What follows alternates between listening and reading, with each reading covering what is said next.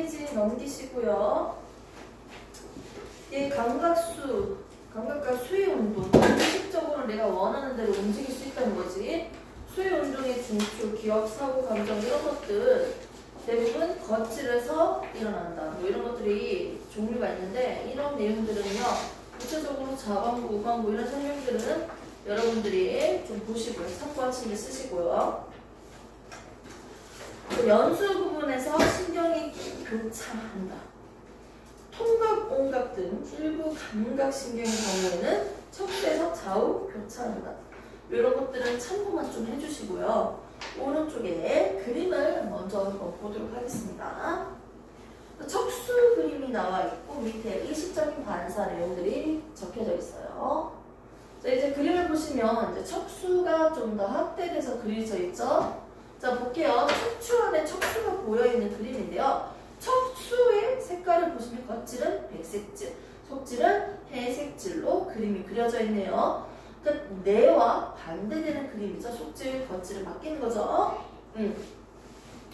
이렇게 해서 그림을 좀 참고하시면 될 것 같고, 그러면 이렇게 우리가 신경계를 구성하고 있기 때문에 위협으로부터 얌전하게 보호할 수 있는 역할이 생겼네요. 우리가 일상생활에서 이 신경계가 있기 때문에 얻을 수 있는 안전, 뭐가 있을까요?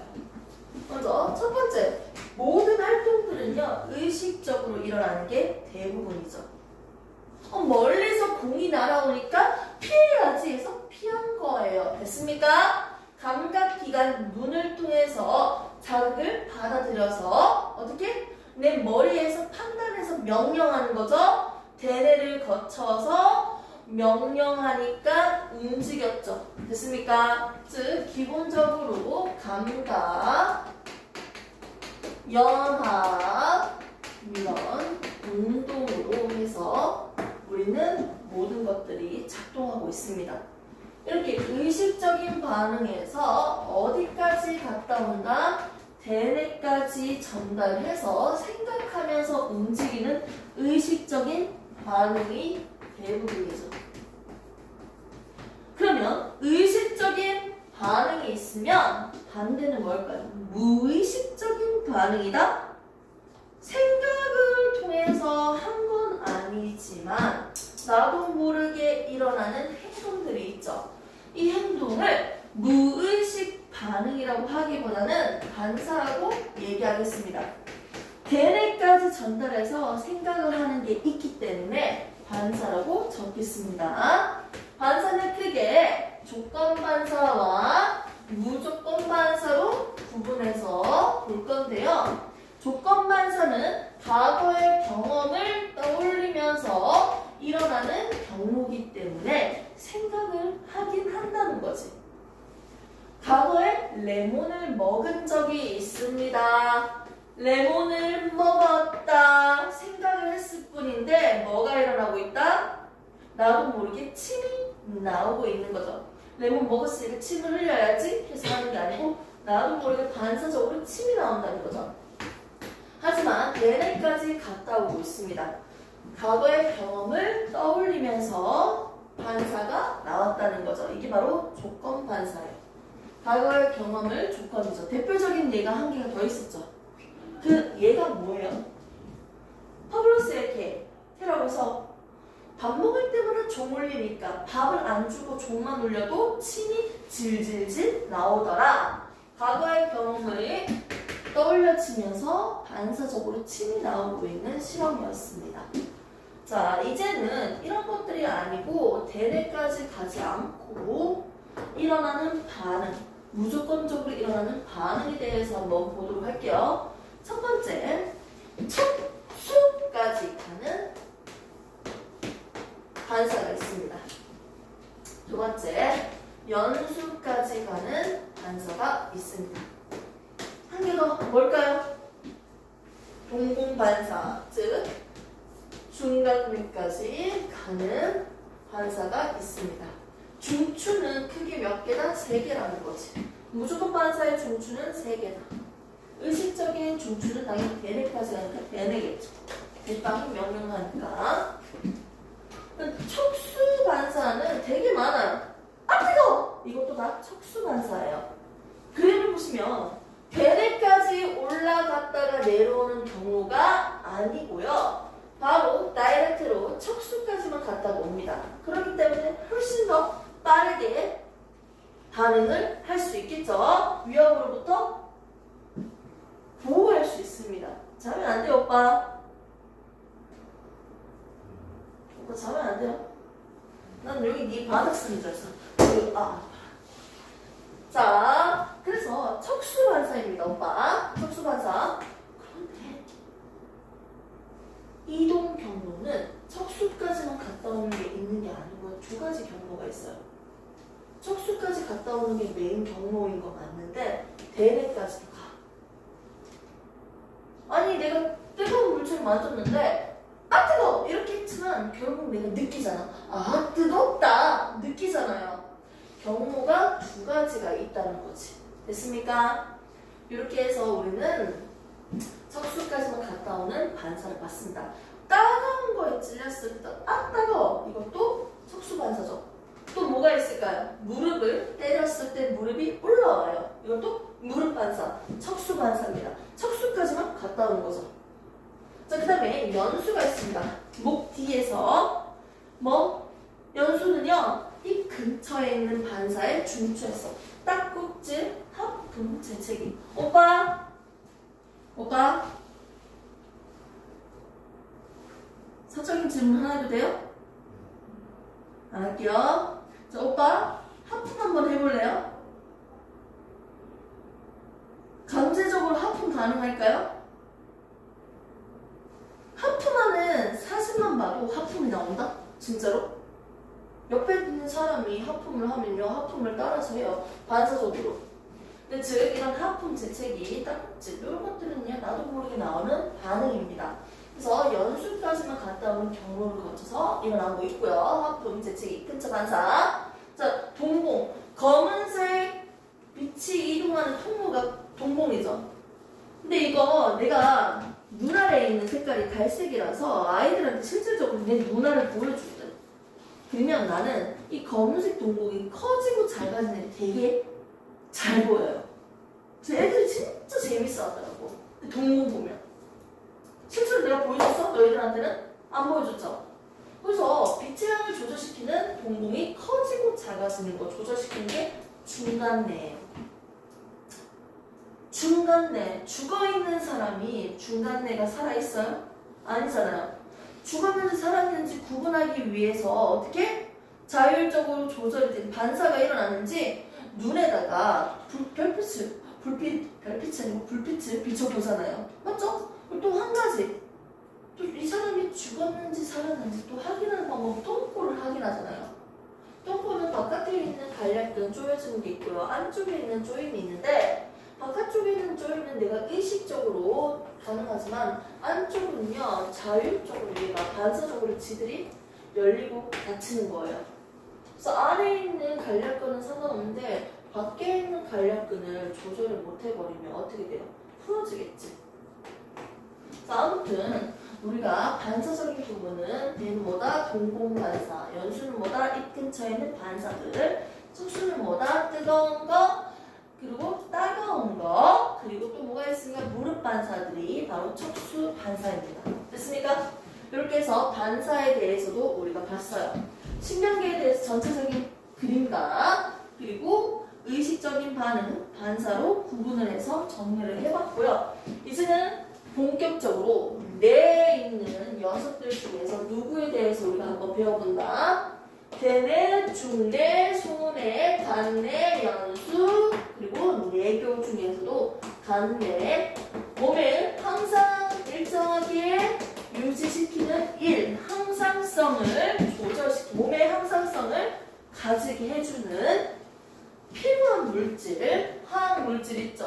누굽니까? 호르몬에 대해서 한번 봅시다. 자, 페이지를 좀 넘기도록 하겠습니다.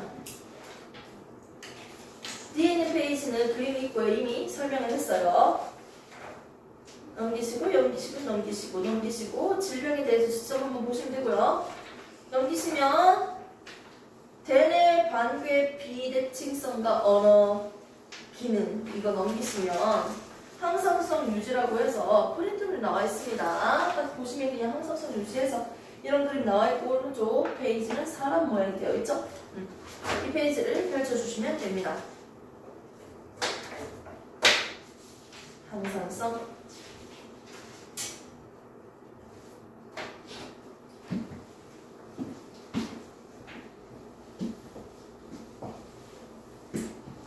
몸에 에너지를 만들기 위한 원료는 에너지원이었어요. 근데 생체 리듬을 조절하기 위해서 필요한 영양소는 부영양소가 있었어. 맞지? 이제 나오는 건 우리 몸에 일정한 양을 조절하는 일, 즉 항상성에 대해서 배울 건데 항상 일정하게 유지시켜야 되는 것들이 뭐가 있었어? 우리 몸에서? 체온 조절이지. 공주는 온도가 몇 도예요? 36.5도지. 이 강아지들 키우는 사람들은 알아. 개 체온이 1도에서 한 1.5도 정도 더 높아요. 겁나 뜨거워요. 그래서 겨울에는 되게 따뜻해요. 안고 자면. 자, 그 다음에 체온 조절뿐만 아니라 뭐가 있죠? 혈액에 있는 당분의 양, 혈당량. 혈당량 조절하는 것도 있죠. 또 뭐가 있습니까? 삼투압. 삼투압 뭐예요? 삼투압 이렇게 무슨 말인지 모르잖아. 어?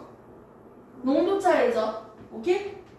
농도 차이로 인해서 어떻게 이동하는 거예요. 반투과성막으로 한번 실험해볼까요? 한쪽에는 맹물, 오른쪽에는 소금물 또는 설탕물을 때려 넣었어. 농도가 진하지. 농도 차이가 생기니까 농도의 구배를 맞추기 위해서 어떻게 해줍니까?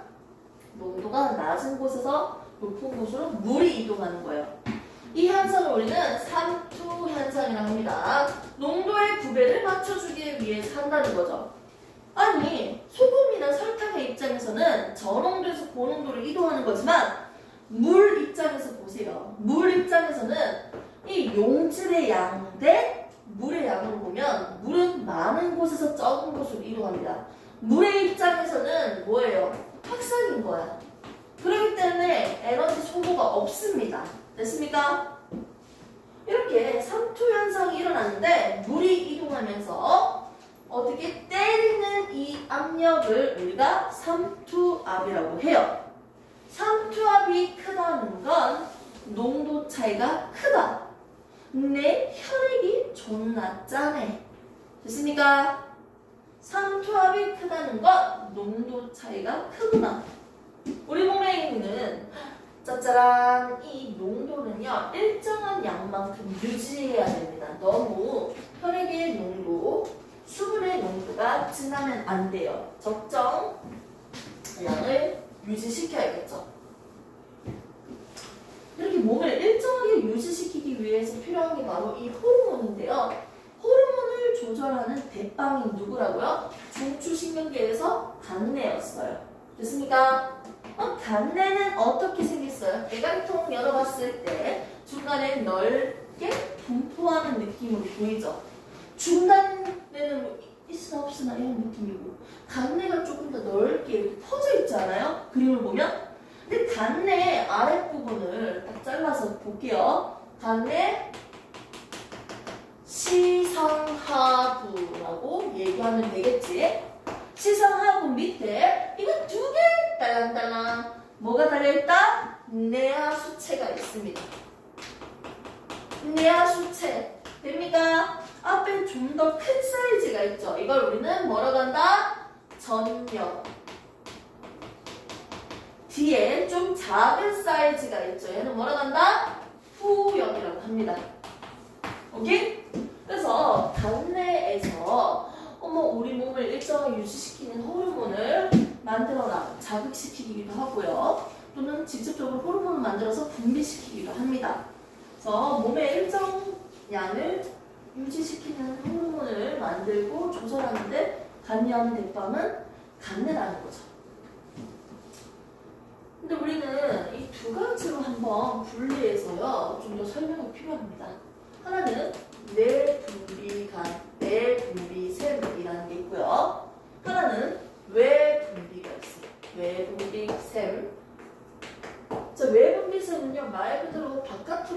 분비시킨다는 거죠. 내 분비는 안쪽으로 분비시킨다는 거예요. 바깥으로 분비시키는 대표적인 물질이 뭐가 있었어? 소화 효소예요. 입에서부터 똥꼬까지 엄밀히 얘기하면 바깥이야, 바깥. 맞잖아?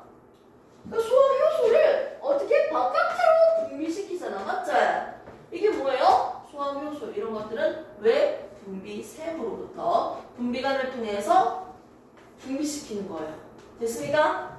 이렇게 외 분비샘은요, 소화 효소와 같이 자기들이 독자적으로 분비시키고 이동시키는 통로가 있는 거예요.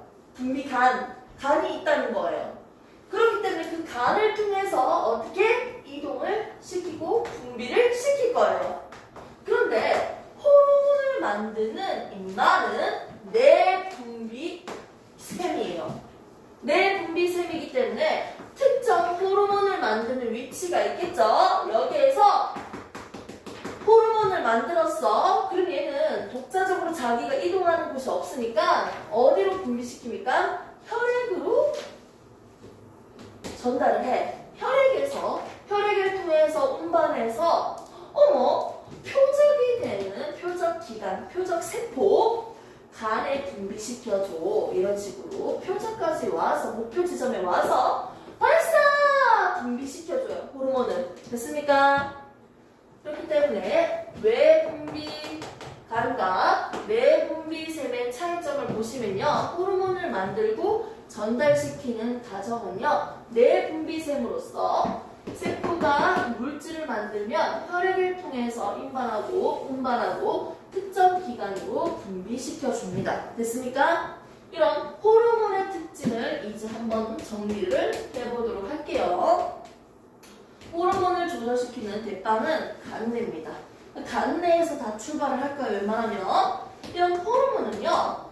생명체 내에서 뭘 조절한다? 항상성을 조절하기 위해서 필요한 항물질입니다. 됐죠? 이런 물질은 내분비샘이기 때문에 자기들만의 독자적인 분비관이 없어서 어디를 통해서 전달한다? 혈액을 통해서 이동한다. 됐습니까? 그리고 어디로 분비된다? 표적이 되는 표적기관에만, 표적세포에만 분비된다. 됐습니까? 자, 그리고 호르몬은 많이 필요한 게 아니에요. 적은 양으로도 넓은 범위에 자극이 될 거예요. 나는 지속적으로 오래 그래서 넓은 지역에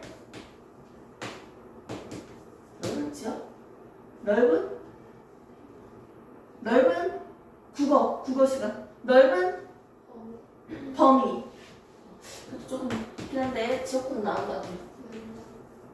넓은 면적 이것도 조금 약간 뭐하죠?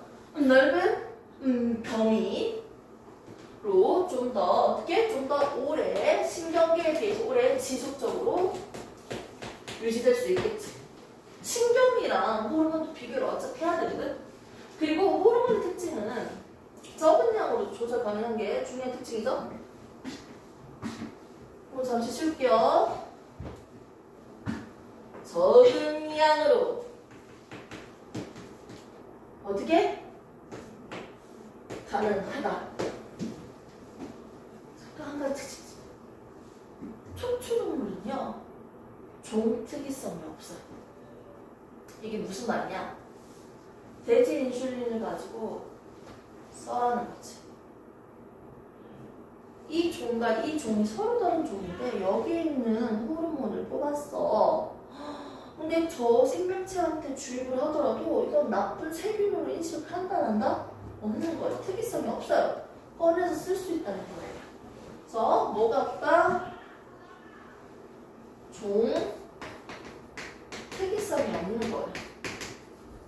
됐습니까? 촉수동물 사이에서는 종 특이성이 없어서 사용할 수 있습니다. 대표적인 특징들이 이런 것들이 등등이 있죠. 그래서 여기 적혀져 있습니다. 자, 보시면 호르몬의 특성을 먼저 보세요. 내분비샘에서 생성해서 혈관 가능하고요. 특정 세포나 기관이 표적 기관으로 분비합니다.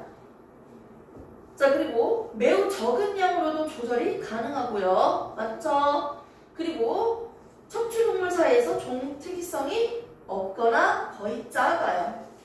호르몬을 대체로 같은 기능을 나타내고 있는 거지. 여기 생명체나 즈생명체나 이렇게 해서 지금 했는 걸 정리를 했습니다. 됐습니까? 자기들만의 분비관이 따로 없기 때문에 혈액을 통해서 운반을 했는데요. 이런 호르몬은 좀 전에 배웠던 신경계와 살짝의 차이점을 좀 가지고 있어요. 신경은요, 짧은 시간에 반응합니다. 아 뜨거! 아 뜨거! 멀리서 공이 날아오네? 어머! 발을 찌르니까 아프네? 되게 짧은 시간으로 반응이 이루어지는 이 신경계와 그리고 좀 긴 시간으로 지속되고 있는 호르몬을 한번 비교를 해봅시다. 먼저 신경계는요, 어떻게 전달이 됩니까? 뉴런을 통해서 전달을 하죠. 호르몬은요, 혈액을 통해서 전달을 하겠죠. 됐습니까? 자, 그 다음에 범위를 볼까요? 얼마나 넓은 지역인지. 신경계 잘 봐요. 한쪽 부분만 때렸는데 팔 전체가 아프나요? 아니죠. 맞은 부분만 아프겠죠. 즉 작용 범위는 상대적으로 좁다, 넓다라고 할 수 있겠죠. 오래 지속적인 시간을 한번 보겠습니다. 때렸는데 1시간 내내 아파요? 한 시간 내내 안 아픕니다. 지속 시간이 상대적으로 짧다. 하지만 호르몬은 상대적으로 오래 지속됩니다. 됐습니까? 자, 이런 것들이 등등 있습니다. 그래서 지금 한번 보도록 할게요. 전달 속도, 작용 범위, 효과의 지속성, 전달 매체, 오케이? 특징, 이렇게 볼 수 있겠죠? 비교를 하시면 됩니다. 속도조상에 누가 더 빨라요? 뉴런. 신경계지. 이렇게 해서 우리는 지금 호르몬이 뭔지, 어떤 특징을 가지고 있는지 신경계와 호르몬을 비교하는 데까지 지금 한번 배워봤습니다. 됐습니까? 좋습니다. 쌤이 표로도 정리했지만 밑에 그림으로도 한 번 더 잘라서 붙여놨습니다. 자, 오른쪽에 보시면 그림을 봤을 때 좀 더 이해를 돕기 위해서 좀 난데없이 그림이 엄청 많이 번잡하게 있어요. 사람 그림이 먼저 하나 있고요. 각각 기관에서 어떤 호르몬들이 만들어지고 분비를 담당하고 있는지 적혀져 있어요. 보이죠? 외워야 돼요? 네, 사실은 뭐 다 알고 있어야죠. 자, 먼저 좀 더 구체적으로 밑에 따로 적어둔 것도 있지만 그림을 토대로 먼저 설명을 좀 해드리도록 할게요. 사람의 내분비샘에서 분비되는 호르몬. 호르몬이 뭐가 있을까요? 호르몬! 자, 호르몬을 한번 보도록 할게요. 대빵은 뭐라고 했습니까? 간내라고 했죠. 간내 시상 하부에 보면 뇌와 수체 2개가 있습니다. 자, 이때 전엽이 좀 더 사이즈가 큰데요. 나오는 호르몬의 종류를 대략적으로 적어볼게요. 생각, 부여, 항, 이런 것들이 있어요. 여러 가지가 등등 더 있겠는데 전엽에서 분비되는 호르몬, 생장 호르몬, 갑상샘, 모가지에 있는 갑상샘, 부갑상샘이 있습니다. 자극 호르몬, 부신, 덧질 등등 자극 호르몬 해서 첫 번째 뇌하, 수체, 전엽 밑에다가 적어놨죠? 부신, 덧질, 자극, 여포, 자극, 항체, 형성, 적분 및 자극, 자극, 자극, 자극, 자극. 됐습니까? 대빵이기 때문에 직접적으로 만드는 것도 있지만 자극을 시키는 녀석도 있네요. 이렇게 볼 수 있겠죠? 생장 호르몬, 갑상샘, 자극 호르몬까지만 적도록 하겠습니다. 자, 그래서 오른쪽 위에 그 그림에 있는 거 볼게요. 생장 호르몬, 갑상샘, 자극 호르몬, 부신, 덧질, 자극 호르몬. 대표적인 요거 3개 꼭 알아주시면 됩니다. 오케이? 이제 이거 호르몬 뭔지까지도 봐야 돼요. 너무 지루하죠? 네, 맞습니다. 자, 하나씩 볼게요. 생장 호르몬은 생장을 돕겠죠. 그럼 생장 호르몬이 많이 분비되면 뭐가 될까요? 거인이 되겠지. 또는 말단 비대증이 될 거예요. 말단 부분이 비대해진다, 커진다는 거지. 코도 크고, 눈도 크고, 귀도 크고, 입도 크고, 손도 크고. 약간 괴물 느낌일 수 있지만 좀 크죠? 아니, 키가 엄청 많이 자라서 엄청난 거인이 되겠죠. 만일 부족하면 뭐가 될까요? 소인증이 되겠지. 난쟁이 작아지겠죠. 됐습니까? 이렇게 생장 담당하고 있는 호르몬을 직접적으로 만들어서 분비하고 있네요. 두 번째 나오는 게 갑상샘 자극 호르몬입니다. 말 그대로 갑상샘을 자극하는 호르몬을 만들고 있어요. 약간 나비넥타이처럼 생긴 이 목에는요, 두 가지가 있죠. 갑상샘이 있으면 부갑상샘도 같이 있습니다. 근데 갑상샘에서는요, 어떤 호르몬을 만드냐면 티록신을 만들어요. 세포호흡을 촉진하는 티록신을 만들 거거든요. 내가 너무너무 추우면 세포호흡을 촉진시켜서 호흡이 많아지면 열이 많이 만들어지니까 체온을 조절할 수 있겠네요. 내가 너무너무 추우니까 세포호흡이 많아져야 돼. 그럼 티록신이 많이 분비돼야겠죠? 그러기 위해서 위에 있는 밑대가리들을 먼저 자극자극해서 결국 갑상샘에서 티록신이 분비가 될 겁니다. 갑상샘 자극 호르몬을 통해서 갑상샘이 자극을 받으면요, 갑상샘에서 티록신이 만들어서 분비가 되겠지. 그런데 만일 자극을 받았는데도 티록신이 만들어지지 않는다면 무슨 일이 발생할까요? 야! 빨리 만들어 계속 때리겠지. 그래서 모가지가 부어요. 갑상샘 부종이 일어납니다. 됐습니까? 그래서 아이오디나 미역 같은 것들을 좀 풍부하게 잘 드셔주셔야 되고요. 티록신을 만드는 원료가 되거든요. 우리는 갑상샘 자극 호르몬 티록신 분비를 촉진한다. 이렇게 적혀져 있고요. 갑상샘 자극 호르몬 밑에 영어 기호로도 표시되어 있죠. TSH까지도 한번 적어보겠습니다. 소문자로 적는 게 좀 나을 것 같은데, 우선 TSH. 생장 호르몬도 한번 적어볼까요? GH.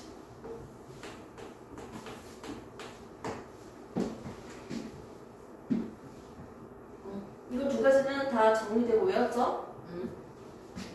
이제는 후엽을 한번 먼저 보도록 하겠습니다. 후엽에는 사실 크기가 전엽보다는 작아요. 그리고 나오는 대표적인 호르몬이 두 가지인데, 첫 번째는 항이뇨 호르몬입니다. 두 번째는요, 옥시토신이라는 호르몬이에요. 항이뇨 호르몬, 문장 그대로 한번 해석해볼까요? 낱말풀이. 항이뇨. 항, 하지 말라. 뭐를? 이뇨, 오줌이죠. 오줌을 만들지 말라 호르몬. 미친 거 아니야? 네, 내 마음대로 해석합니다. 오줌을 만들지 말라고요? 바깥으로 물을 내보내지 말라고요. 오줌은 액체잖아요. 바깥으로 물을 내보내지 말라 호르몬이라고요. 항이뇨 호르몬이 분비되면요, 어떻게 된다? 바깥으로 물을 내보내지 않으니까 물을 내가 재흡수해야겠지. 그래서 물의 재흡수를 촉진시킵니다. 오케이? 바깥으로 오줌을 내보내지 말라니까 물을 내가 흡수해야겠네요. 이거 어디서 일어납니까? 당연히 콩파, 신장에서 일어날 수밖에 없죠. 물의 재흡수를 촉진시키는 항인 호르몬. 여기서 바로 응용하겠습니다. 내가 너무너무 땀을 많이 흘려서 물이 부족해요. 내 몸이 너무너무 짜고요. 그러면 어떻게 해야 될까요? 물을 많이 흡수해야겠지, 내 몸에서. 물을 많이 흡수하기 위해서는 항이뇨 호르몬의 분비량이 증가해야겠죠. 됐습니까? 아, 내 몸이 너무 짜다. 물이 부족하다, 농도가 진하다, 또는 싱겁다. 너무 단순한 언어지만 이렇게 적을게요. 짤 때는 어떻게 해야 된다? 항이용 호르몬의 양을 증가시켜서 물을 많이 흡수해야겠죠. 농도를 맞춰주기 위해서. 내 몸이 싱겁다. 물이 너무 많아. 싱거워졌어. 물을 내보내야겠지? 항이용 호르몬의 양이 줄어져야겠죠. 됐습니까? 이렇게 해서 우리가 한번 응용을 할 수 있을 것 같네요.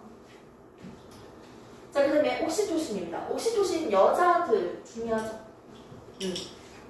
내 몸의 기능은요, 호르몬이 너무 많아도 안 되고 너무 적어도 안 돼요. 기능 자체가 많으면 억제하고 적으면 촉진하는 게 기본적인 시스템이잖아. 적정량을 조절시키는 거. 그래서 항이용 호르몬이나 갑상선 호르몬 티록신이나 내 혈액에서 너무 많아지면요, 티록신량 줄여. 또 티록신이 너무 적으면 늘려. 이런 식으로 서로 피드백 작용이 음성 피드백. 서로한테 결과값이 영향을 주는 관계이지. 많으면 줄이고 적으면 늘리는 음성 피드백. 서로에게 결과값이 영향을 주는 관계를 피드백 과정이라 하죠. 음성 피드백 과정인데요. 지금 옥시토신은요, 양성이에요. 딴 거 필요 없어. 무조건 계속 분비되는 거야. 점점 많이 분비되는 거야. 어디서? 아기 돌 때, 출산할 때 어떻게 자궁을 수축시켜서 분비를 도와주는 호르몬이에요. 양성 피드백입니다.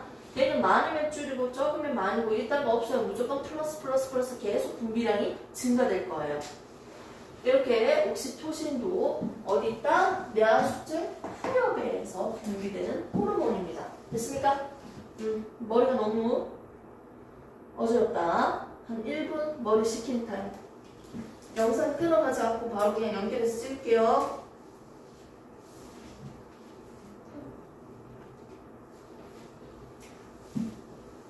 화장실 가실 사람은 중간중간 알아서 갔다 오시면 됩니다.